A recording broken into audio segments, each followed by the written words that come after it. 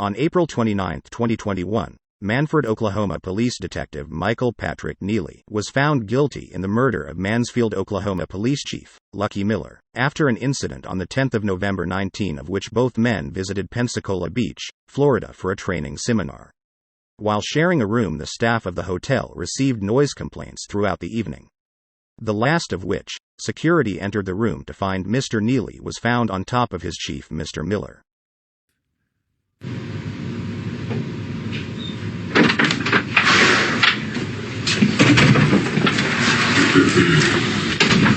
How you doing, Mike? Hello. I'm Investigator Martinez. I think you've already met Mr. Tatum. Here's my card, sir. All right, Mike, before we begin, I'm going to advise you of your rights, all right? Yeah. So tell me, Mike, you guys flew out of Tulsa? Oklahoma City. Oklahoma City, okay. And to Pensacola? Yep. Was it a direct flight? Nope. All right. Where'd you guys stop? Houston. Was it a long layover or just a... Short, pretty short. So from Houston to Pensacola? Yep. What time did you guys get in? I don't even remember. Afternoon sometime. Okay. Did you guys get to run a car? Yes. Okay. Enterprise or? I think it was Enterprise. Okay. All right, and then from there? We got to the hotel and that's it. You got to the hotel. Did you guys make any stops anywhere? Or? Nope. Any problems or anything going on like crowd? Just a normal dinner or what? It's normal. Any drinks there or just dining with? A couple beers. And I guess from where Krabs is to the hotel, just walked. Yeah, it's not very far. Yeah, it's just right there. Was it a early dinner, late dinner, or what? Pretty early. It was, I don't even think it was dark yet. All right. And then tell me what you guys did once you got back to the hotel. That's about it. Just watched football game.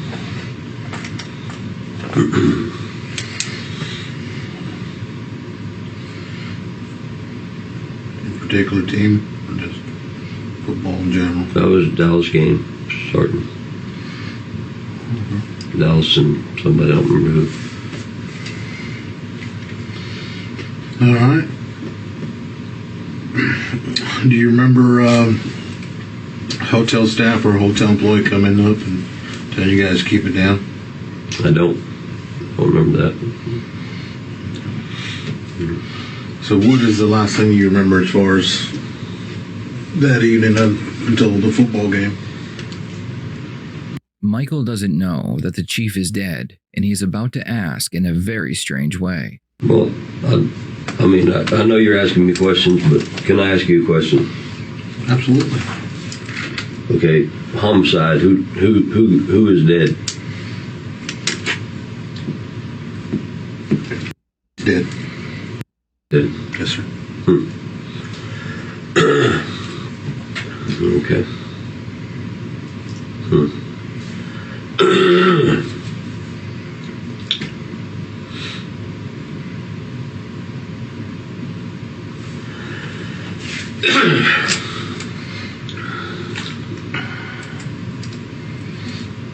So we're trying to figure out what happened.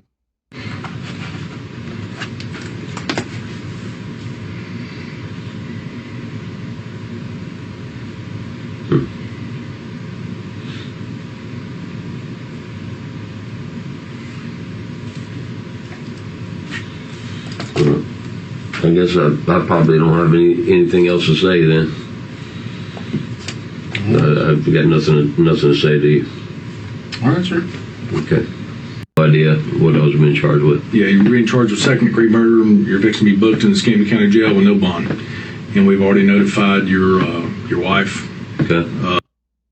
And the victim. Yes. I'm assuming. Yes. Okay. And we've notified the department. Okay. and the task force head. Okay. You have any questions for us? I mean, I've got 1,000 of them, but I mean, really doesn't make it. Well, I mean, sure it does. I mean, if you want to talk, we'll sit here and listen to you talk. I mean, we'd love to know what the heck happened. But I mean, that's up to you. I mean, we'll answer your questions, in return. So I would love to know what happened too. Well, I mean, do you want to continue to talk to us? If you do, then I mean, we'll tell you what happened. I mean, I would love. I would like to know what happened. Because I'm telling you, I don't have any memory of any of this shit, and I'm shocked that it's dead. I mean, it's shocking. Tell you that. Maybe it could jog my memory. I have no idea. But I don't know. Do you want to continue talking to us? Yeah, I mean, I'll continue to talk. I'd like to know what happened. I mean, if you'll tell me what happened? That'd be great. Okay. Well, we'll continue this interview with you. It's like I'm trying to get you to figure out what's the last thing you remember. Mm-hmm. And if the last thing you remember was watching football, do you remember drinking? Yeah. Okay. Were you drinking the vodka? Yeah, I drank some vodka. Okay. And that's why I wanted to figure out if you stopped anywhere, because there was a bottle of vodka in the refrigerator. So, okay. Like I said, we've all flown on airplanes, and we know you can't carry. Yeah, that was before dinner. Okay. I think that was either before dinner or right after dinner. Bought that vodka. Yeah. Okay. All right. Because I know being out there's that liquor store right, probably to the front and to the right of, the hotel. Yep. So. Mm-hmm. Well, the first call came a little bit after 6, I believe. One of the guys at the room next to you didn't say you guys were arguing, just being loud, just laughing, yelling. Probably maintenance or security came up, knocked on your door, answered it. The guy said, "Can you guys keep it down? We got a noise complaint." He said, "Fine, we'll keep it down." Mm-hmm. Okay. So the next noise complaint came out about 9 minutes till 10 in the evening. This one was from the other neighbor, because the one beside you, the first complainant, they moved his room because you guys were continuing just to be loud. Nothing out of sorts, just being loud. This time he can't get anybody to come to the door. All he hears, he's knocking. He hears just grumbling, grunting. Uses his car to get in. Walks in, and you remember the room layout. There's 2 queen beds. Is on the ground between the bed and the wall. You are sitting on his chest. Mr. Neely invoked his Fifth Amendment right to remain silent, but continues conversation with the officers after the fact. His face is beaten, and he tells you, "Get off of him, get off of him." Pulls you off of him. You go on the bed, roll off the bed, fall on your face, and that's where the nose and the lip get busted and unresponsive.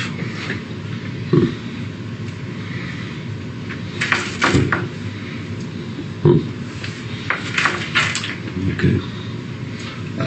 The statement that was given by the second noise complaint could hear a male saying, Mike, stop," and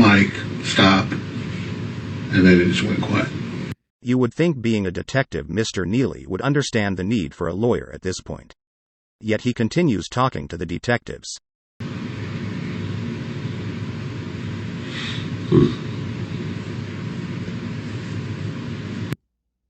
Dead? Is that what you're telling me? Yes, sir, he's dead. He was found dead between his bed and the wall. And his face was, his right eye was pretty much swollen shut.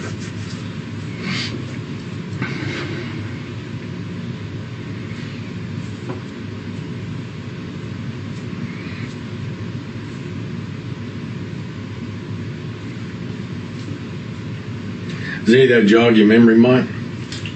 No, it doesn't. Did you have any kind of animosity or anything like that towards? Not at all. No. Have you ever had a violent outburst or anything like that before when you were drinking? No.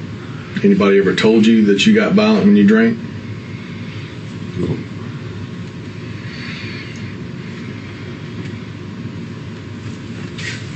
Huh. Yeah, that's, I can't believe it. There's a lot of people, like I said, commander down in your unit said you guys were practically brothers. Yeah, You were too. huh.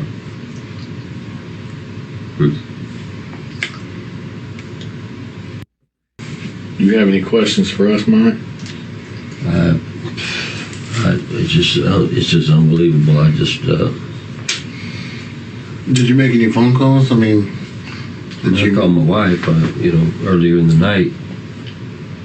It's, man, it's unbelievable. It's unbelievable. Unbelievable. Why do you say that? I got no problem. I can't believe what you're telling me. It has happened. I can't believe it. Wow.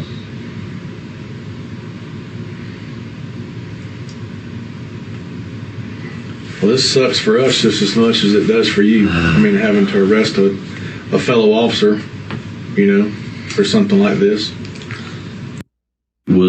Is dead. I can't believe it. I cannot believe it. Huh.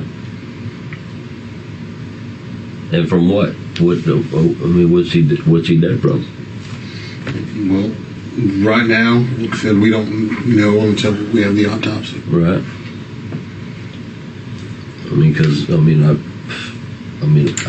I'm feeling my hands. My hands don't feel anything. What's he dead from? I don't understand. I mean, it appears that he's been beat to death by all indicators that we have at this time that we can physically see. It gives the appearance that he's beat to death. His head is very swollen, like we said. His right eye is completely shut, and as he laid there, as time was going on, as we were getting the search warrants and everything together that we needed to do, bruises were starting to show up even more.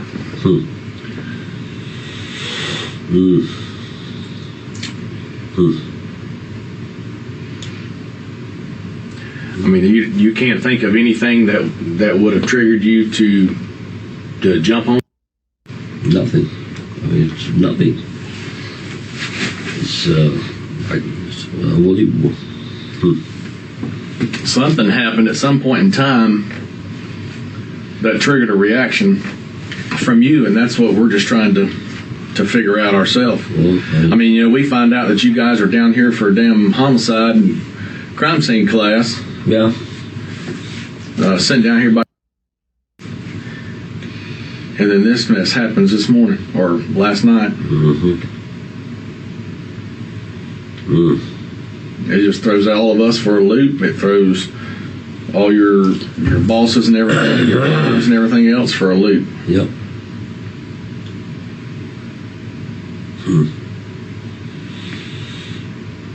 Got no problem. I don't. It's just unbelievable. I don't know.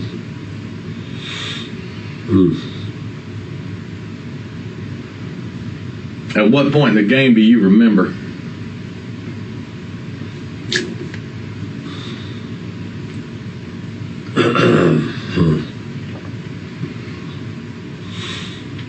And we went out to eat.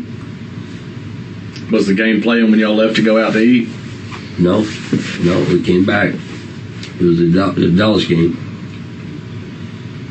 I don't even know what time it started. He kept wanting to go out. He kept wanting to go out. I just kept telling him I don't want to go out. You know, it's a bad idea. You shouldn't go out. Where was he wanting to go? In the bar. I don't know nowhere specific, you know.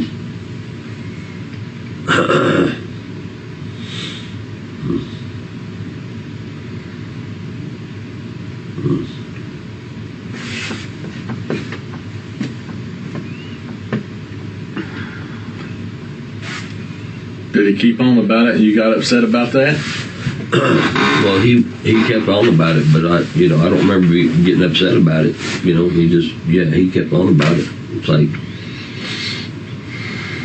it seemed later than it was, you know, it seemed late. Yeah, it's time change, man. It messes everything up. It gets darker a whole lot quicker, and it does. It seems later than it is. Yep. And, you know, he kept wanting to go out. Let's go to the bar. When you go to the bar, I said, that's a bad idea. We shouldn't, you know, let's not do that. I mean, I wasn't pissed off at him, for God's sakes. Shit. Now, I remember you said that he got the bottle of vodka. Were you guys both drinking vodka, or just?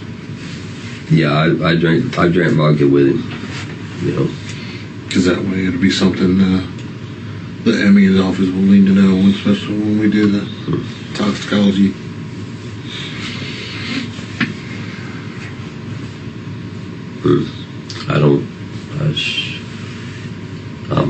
I can't, it's unbelievable. I just cannot believe, can't believe it. On March 30th, an Escambia County jury found Mr. Neely guilty of second-degree murder and sentenced him to life in prison. There's our department that's wanting to know what happened, and right. There's your department wanting to know what happened. And I get you. And at that time, like I said, we didn't know what your condition was, whether we were going to get answers or not. And then, like I said, there's more questions than answers.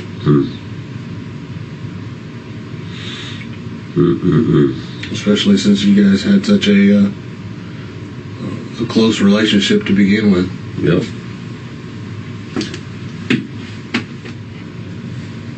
Anything else? You got any questions for us, Mike, before we get you across the street? No, I guess I'm getting booked into jail, and yes, sir. Okay. Yep, we're going to get you booked in the jail and put in special housing over there so that you're not back there with the heads and stuff. right. And protective custody. You're not wanting to harm yourself or anything, are you? No, Okay. Do you have any kind of medical issues? not that I'm aware of. Okay. You don't take any kind of, you take asthma medication, right? Yeah, I've got some inhalers. Is that something that you have to have every day? No, it's as needed. I take the one usually every day, but it's not. I don't know if it's doing any good or not. But one of them that I need sometimes. Well, just make sure that you tell them that over there when that nurse is talking with you. Mm-hmm. That you tell them all that so that they can get that stuff for you. Shit, man. I can't. I just can't believe it. It's unbelievable. Well, that's what we're just trying to figure out. You know, I mean, things happen. Bad things happen. Yeah. Sometimes, and there is no excuse for it, no reason why. We don't know. It's a moment in time where I guess you don't realize what's going on.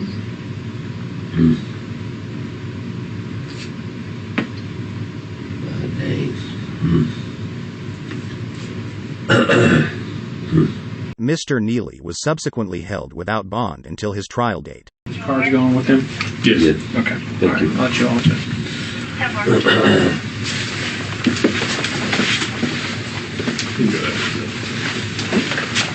This is Investigator Martinez with the Escambia County Sheriff's Office. Interview and is conducted at the Hilton on Pensacola Beach, 12 Via de Luna. Present during this interview is Deputy Sheriff Lloyd and John Gardner. Can you state your name for the record, sir? John Garner. Mr. Gardner, are you employed with the Hilton, sir? Yes, sir. Okay. How long have you been employed? Since April of 2018. Okay. Mr. Gardner, what are some of your duties here at the Hilton? I'm in charge of maintenance of the property on nights. Okay. Were you working on the date of the homicide here at the Hilton? Yes. Okay. Can you tell me about that night or that evening? Started off all normal. No worries. The room in question had a service call at approximately 6 o'clock for a TV remote. Went up to the room and saw the two gentlemen. Everything was fine, including the TV remote, which is in the room on the table. Okay. Did you go in the room to? Not at that time. I was standing in the doorway and I saw the TV remote, and then all I asked is, "Are the batteries good?" And he said, "Let me check." So we checked, and everything was fine. Okay. And then I left. All right. Was that first time also any time someone, as far as you getting noise complaints about the room, or was it? There was no noise complaints at that time. Okay. So the second time you went up to the room, what was that? The second time was a noise complaint from the guest in room 525. And we wound up moving those guests to another room, and I told one of the gentlemen that just brought his head to the door with it just open slightly, that we have a noise complaint and you guys need to calm down. This is your first warning. And he said, "Okay, we'll calm them down." Okay. And what about the next time? Next time was after the guest in 529 had a noise complaint, and then they actually, after they made a noise complaint, they came down and said it all of a sudden went silent. We don't hear anything. And so I went up to the room and I knocked on the door, 527, announced myself as maintenance security, and all I got was a grunt in return. Knocked on the door one more time, announced myself again. All I got was a grunt in return. Third time, knock, grunt, and then I called on the radio down to the front desk and told them I'm going into the room. I'm not getting anybody to come to the door, and all I'm hearing is a grunting noise. They said, "Okay, you're authorized to go in." I went, opened the door, announced myself. I could not see anybody other than someone's feet on the floor between the bed and the wall. I walked in further, saw one gentleman sitting on top of the other gentleman, and I told him he needed to get up, and all he would do was grunt. I observed some blood on the sheets. I need to lock that.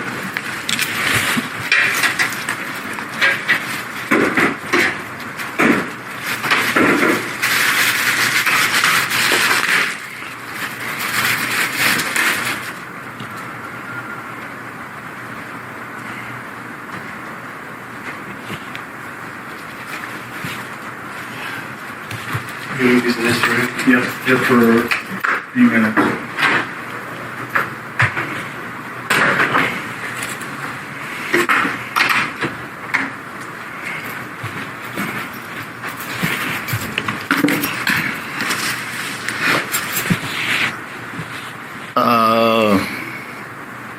let's see. He was sitting on top of the gentleman. I told him to get up. All he did was grunt, and I said, okay. Observe some bed on the sheets. And I asked him one more time, get up off the gentleman. The gentleman that was laying on the floor, I kind of noticing him, if any movement on his chest was happening. I didn't notice any. So then I called down to the front desk on my radio and said, call for the deputies. And I asked the gentleman to get up off the other one. All he did was grunt again. This whole time his eyes were just barely open and closing. Okay. When you say his eyes were barely open, are we talking the guy on the ground or the one that was on his chest? The one that was on his chest. Okay. I couldn't see the gentleman's face on the ground.